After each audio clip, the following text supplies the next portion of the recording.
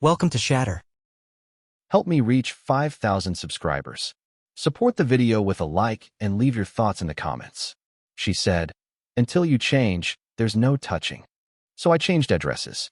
That sentence, soft, calculated, clinical, hung in the air of our kitchen like the echo of a diagnosis. Emma stood by the counter, her iPhone in one hand, her Starbucks cup in the other, perfectly composed.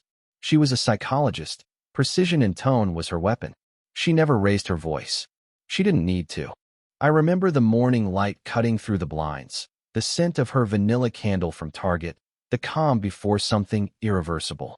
She didn't look angry. She looked entertained. I stood there, holding my keys, feeling that something inside me had quietly snapped, not from her words, but from the realization that she didn't expect a reaction at all. We'd been married 6 years. I designed buildings, she designed emotions. I'd built our house like I built everything. Clean lines, symmetry, balance. But lately, she'd been craving chaos, the kind that made her feel alive. And I'd seen the signs. The late nights at sessions. The new dress for a conference. The name that kept surfacing in her stories, Liam West. Liam, my professional rival. A designer with 1 million Instagram followers and a reputation for charm over depth. The kind of man who wins awards for ideas that never survive real construction. I'd spent years proving I was better, but Emma didn't care about better. She wanted visible, loud, desired. The night before, I saw them, not together in bed, but close enough.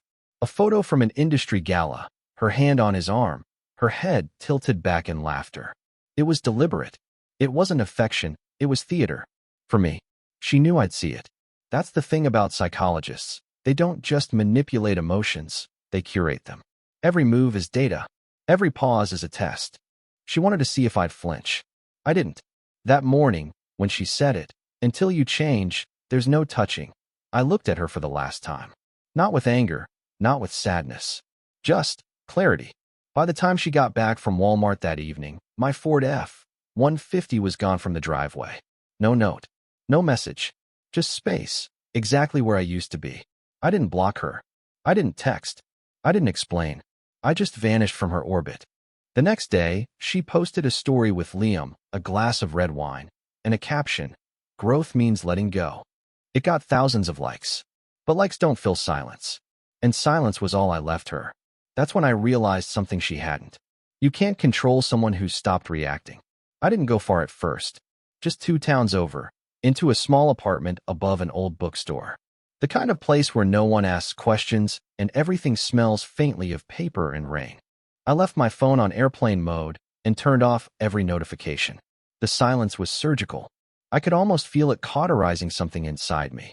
Emma started calling by day 3, then texting, then emailing from her work account, short, professional, as if trying to re-establish some kind of order. Just tell me you're safe. We need to talk. This is immature. Every message was a step down the emotional ladder, from authority to confusion to panic. I didn't answer. I just watched her unravel in real time. Her perfect control, the calm tone, the clinical patience, it all began to crack once she realized the game had stopped. Without reaction, she had no experiment. Without me, there was no audience. Meanwhile, I stayed invisible. I started running again. Early mornings, long stretches down empty streets. The rhythm helped. It reminded me what focus felt like before her world swallowed mine. I designed quietly at night, sketches spread across the kitchen table, music low. No deadlines, no clients, just pure structure again. And then one night, scrolling through a colleague's Instagram, I saw her, Emma, standing beside Liam at a gallery opening. Same smile, same effortless pose. Only this time, her eyes looked off, like she was searching for something that wasn't in the room. The post had thousands of likes. His caption read, "Creativity thrives in connection." People commented heart emojis. I kept scrolling. But in the corner of that photo, I noticed something, the display behind them. It was one of my architectural renderings, a collaboration from months ago that Liam had dismissed publicly as too sterile. Now it was his backdrop, my work as his aesthetic. That's when it clicked. She wasn't just with him. She was building his image with my foundation. My name erased, my vision repurposed. It wasn't love. It was strategy. Still, I didn't move. Not yet. She kept posting, kept pretending the silence didn't bother her. But it did. The more she tried to appear untouched, the clearer it became. She'd lost control. Friends began asking where I'd gone. A few even messaged me privately, saying she seemed different. I read them all, answered none. One morning, I passed a construction site and saw a half-finished structure. Concrete, exposed steel, clean geometry. It looked like a version of me, paused mid-creation. And for the first time, I felt calm. She wanted me to change. I already had, just not the way she meant. The proof didn't come as one big reveal. It arrived in fragments, like cracks forming in glass. A tagged photo here, a comment there. Small, quiet pieces that built a bigger, sharper picture. It started when one of my clients, someone I'd been negotiating with months earlier, sent me a polite message on LinkedIn. Didn't know you and Liam partnered up. Great work. I read it twice. Partnered up? Curiosity got the better of me. I checked Liam's portfolio site. My blueprints. My exact structure, just slightly altered. Angles softened, tones changed, but unmistakably mine. And there, in the credits, concept by L. West, with emotional architecture consulting by Dr. Emma Carter. She'd used my work to build his reputation. My structure, her psychology. Together, they'd created a new narrative. The creative genius and his brilliant partner. I stared at the screen, half expecting anger to rise. It didn't. Just a cold, steady pulse behind my eyes. Later that night, I found her name again, on a podcast clip Liam had posted. Her voice calm, confident, analytical. Sometimes people confuse control with safety, she said. They build walls to feel protected, not realizing they're trapping themselves inside. The host laughed. The audience clapped. She smiled like she'd just dissected me in front of the world. I sat there in the dark, watching my wife perform our marriage as a case study. The irony was surgical. She thought she'd taken my voice. But in her performance, she'd exposed everything. Her method, her manipulation, her pride. I started collecting things. Not for revenge. For clarity. Screenshots, files, design drafts.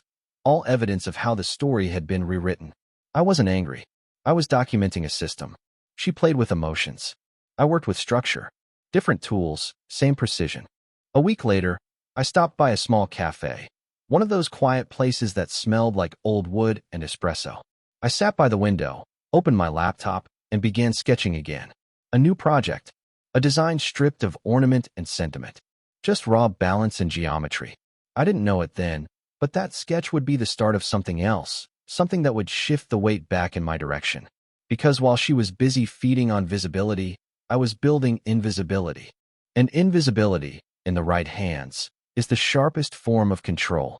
Disappearing completely wasn't difficult. It just required discipline.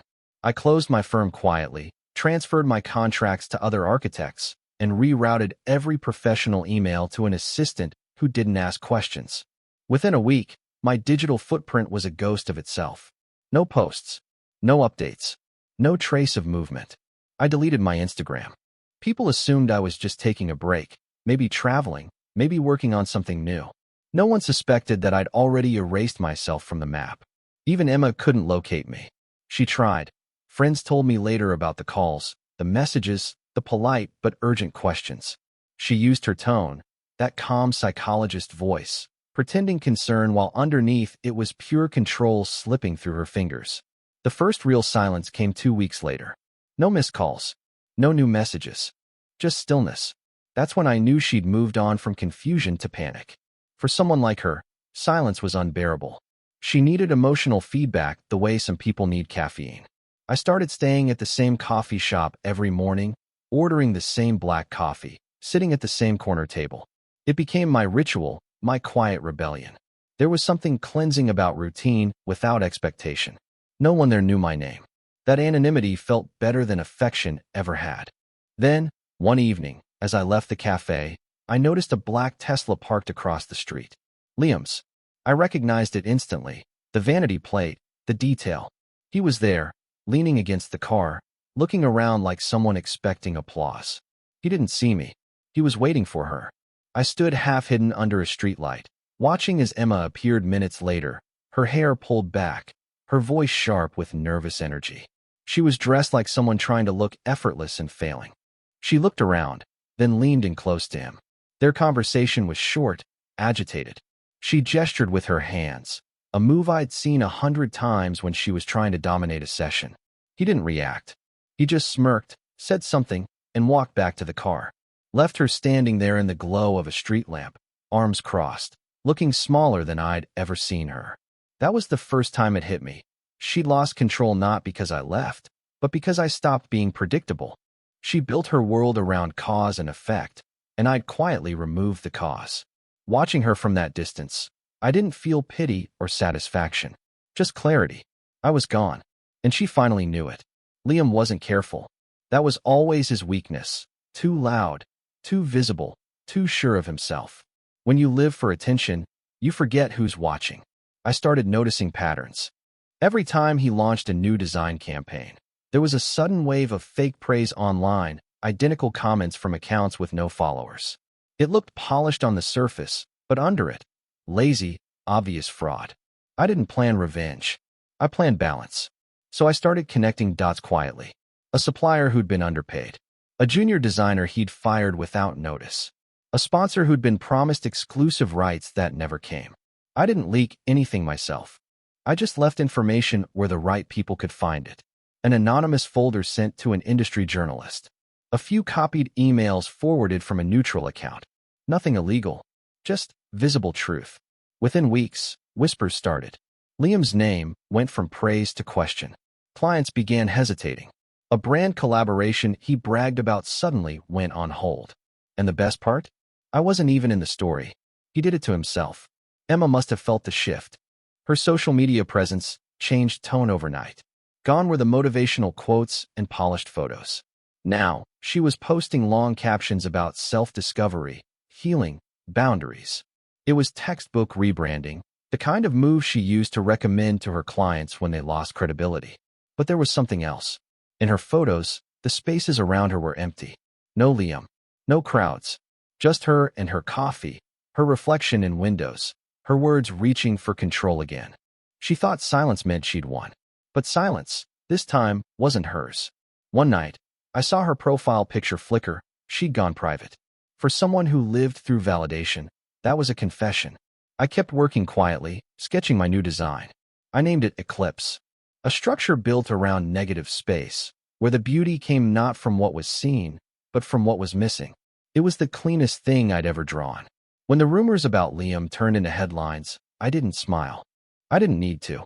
I just folded the sketch of Eclipse into my portfolio, closed my laptop, and sat in the dark for a while. Control isn't about holding on. It's about knowing exactly when to let go and what happens next. And I knew what was coming next. For both of them. It didn't take long for the fallout to reach her. Emma had built her identity on association, first with me, then with Liam. When his reputation collapsed, the echo hit her too. Clients started canceling appointments. Her podcast went on hiatus. People stopped tagging her in posts about relationship insight. It wasn't scandal, not yet, it was isolation. The kind that starts quiet and spreads like frost. I watched from a distance. She still lived in the same house, still drove the same car, but everything around her seemed smaller now. The glow was gone. Even her handwriting changed on the few papers I saw later. Letters tighter, angrier, like someone holding their breath too long. Mutual friends tried to fill the silence with theories. She's fine. She's focusing on herself. They're just figuring things out. But under those words, everyone knew something had cracked. No one wanted to say it aloud. The woman who once read everyone else's emotions had finally lost control of her own. One afternoon, I stopped by a small hardware store for materials. As I waited in line, I caught her reflection in the glass door. Emma, standing outside, holding her phone, eyes scanning the parking lot like she wasn't sure what she was looking for. She looked thinner, her usual poise replaced by hesitation. For a moment, I thought she might see me, but she didn't.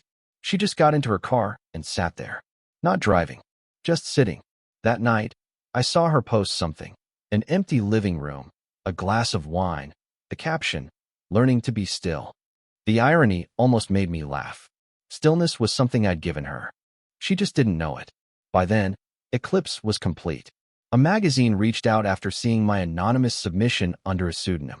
They called it hauntingly minimal, emotionally architectural.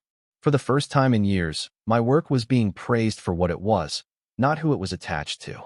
That irony wasn't lost on me either. The silence that used to suffocate me now felt like armor. Every morning, I drive my truck past the places we used to go, Starbucks, the park, that little diner off Main Street, and it all looked different. Smaller, lighter. Emma wanted me to change. I had, but not to win her back, to stop playing entirely. And once I stopped playing, she had no idea what game she was in anymore. By the third month, she was alone. Not dramatically, not publicly, just quietly. It's strange how isolation rarely arrives as an event. It slips in like fog, dulling everything it touches until you can't tell what's missing anymore. I saw it in her routine, the fragments that made their way online. She'd post photos of her coffee at the kitchen counter, always from the same angle, always captioned with something about peace or clarity. But peace doesn't need witnesses. Clarity doesn't need hashtags. Her words were no longer messages to the world. They were signals to herself, small reminders that she still existed. Mutual friends said she'd stopped seeing clients altogether. She's taking time off. One of them told me, as if that explained everything. But I knew the truth. She wasn't taking time off. Time had taken her. When control is your currency, silence is bankruptcy. I passed her once, accidentally, at a Target parking lot. She was loading groceries into her car, headphones in, moving slowly. For a moment, I almost didn't recognize her. The sharpness was gone. She looked softer, almost fragile. Then, like a reflex, she glanced up, eyes scanning faces automatically, searching for recognition, validation, something. But there was nothing to find. I stayed just far enough away for her not to see me. Watching her in that moment, I realized something cruelly poetic. She'd built a career teaching people how to face loneliness, but she'd never practiced it herself. Now it was her only companion. I went home, sat by my window, and looked at the city skyline. From that distance, every building looked balanced, deliberate, like emotion had no place there. Maybe that's why I loved architecture. You could control the chaos, at least on paper. Days passed, quiet and clean. Eclipse was gaining attention under my alias. Invitations came in, interviews, collaborations, all addressed to a name that wasn't mine. I liked that. It meant the work stood alone, unlinked to any story, any scandal, any name. Meanwhile, she faded further into the background. No posts, no appearances, just digital silence. For years, she'd studied how people break. She even built a career around predicting it. But what she never learned, what no one ever taught her, was how to come back once the audience stopped watching. And now, she was living in that pause. The one she used to prescribe to others. The one I mastered the moment I left. The first time she reached out again, it wasn't with words, it was with hesitation.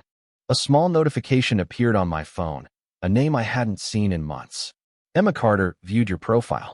It wasn't her professional account, just a personal one she'd kept private for years. I could picture her sitting there, debating whether to press the button that would reopen everything she'd tried to bury. A week later came the message. Simple. Careful. I hope you're doing okay. I read it 3 times before locking the screen. There was no apology, no acknowledgement, no mention of Liam. Just that polite surface-level concern she used when she wanted information without vulnerability. The kind she used with patience. I didn't respond, but she kept trying. A few more messages, longer this time. I've been thinking a lot about us. I didn't handle things well. Can we talk? It was strange seeing her lose control sentence by sentence. The woman who once treated emotion like a puzzle now sounded like someone trying to solve herself. Then came the real moment. She showed up. Not at my new place. She didn't know where I lived, but at a public event. The architecture conference downtown. My name was still hidden behind my pseudonym. But the moment I walked into the exhibit, I saw her standing there. Alone. Staring at Eclipse. She didn't know it was mine, but something in her expression said she felt it. She stood in front of the design like someone reading a confession in a foreign language, recognizing the rhythm, not the words. For a long moment, she didn't move. Then she whispered something to herself, barely audible but unmistakable. It feels like him. She looked older that night. Not by age, but by experience. Her confidence was gone, replaced by a quiet awareness that couldn't be staged. And for the first time, I saw her not as my wife, not as my betrayer, but as a woman finally out of control of her own story. I left before she noticed me. There was nothing to say. Words were what broke us. Silence was what defined us. As I walked out of the building, I realized something. She'd finally found what she'd demanded from me months ago, change. But she found it in herself, through loss, not through love. And she didn't even know that I was watching. After that night, something shifted. It wasn't dramatic. It was quiet, like the sound of something soft breaking. She stopped posting altogether. No more quotes, no curated images, no projections of healing. Just silence. For Emma, that was louder than any confession. A month passed before she reached out again. A message, shorter this time. I saw your work. I know it's you. Then a pause. I'm proud of you. I stared at the words, tracing the subtext. It wasn't pride. It was regret wearing its best disguise. She was reaching for a thread that no longer connected to anything. I didn't respond. Not because I was angry, but because I no longer needed to be heard. Silence had done its job. It had drawn the line between us cleaner than any confrontation ever could. But she didn't stop. A few days later, another message appeared. Can we just talk? No expectations. Then, the one after that. You don't have to forgive me. I just need you to know I understand now. I could almost hear her voice in those sentences, steady at first, trembling by the end. The tone of someone who finally realized that control and connection are never the same thing. I didn't block her. I wanted her to feel that emptiness, the open space where a reply should be. That's what she gave me once, and I'd simply returned it, perfectly symmetrical. I heard through mutual friends that Liam had left the city. Some sponsor dropped him after an audit, and his brand collaborations fell apart. He'd moved to Los Angeles, chasing whatever spotlight was still left. Emma stayed. The house, the office, all the same, but everyone said she'd changed. She didn't host sessions anymore. She walked a lot, alone.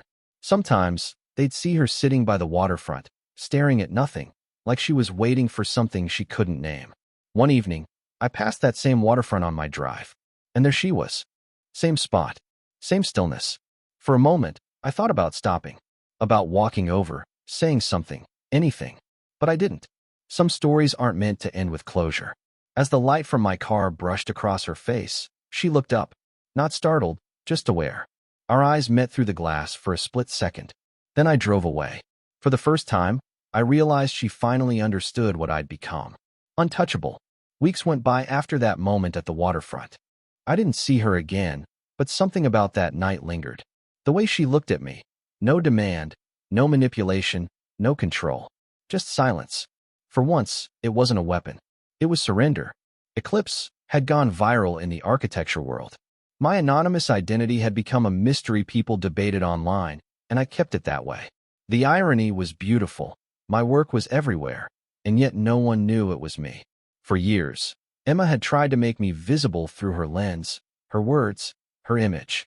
Now, invisibility had made me undeniable. Then, one morning, a letter arrived at my office. Not an email, not a message, an actual letter. Her handwriting. The same delicate precision I'd once loved, now smaller, almost unsure. Inside was a single page. I finally understand what you meant when you said stillness isn't silence. I thought I could study people and control them. I never learned how to listen. Thank you for disappearing. It forced me to see what I'd become.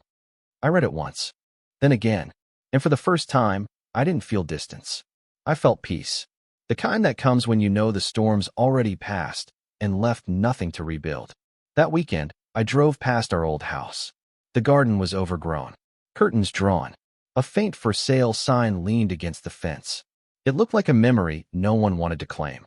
But standing there, I didn't feel nostalgia. I felt release. She wanted me to change, and I had. But the change wasn't for her. It was for the version of myself that forgot how to walk away. That version was gone. The man standing there now wasn't angry, or bitter, or even proud. Just calm. As I got back into the truck, I saw a movement by the window. Emma, watching. Not with accusation this time, just quiet recognition. Our eyes met for the last time, and she gave a small nod. No smile. No tears. Just understanding. I started the engine, turned onto the road, and didn't look back. There's a kind of ending that doesn't need words, doesn't need closure. It's not forgiveness, not revenge. It's balance. And maybe that's what real change is. When you stop trying to prove your worth to the person who once made you forget it. She said, until you change, there's no touching. So I changed. And this time, I never came back. What would you have done in my place? If the story hit you, leave a like. And don't forget to subscribe. It only gets stronger from here.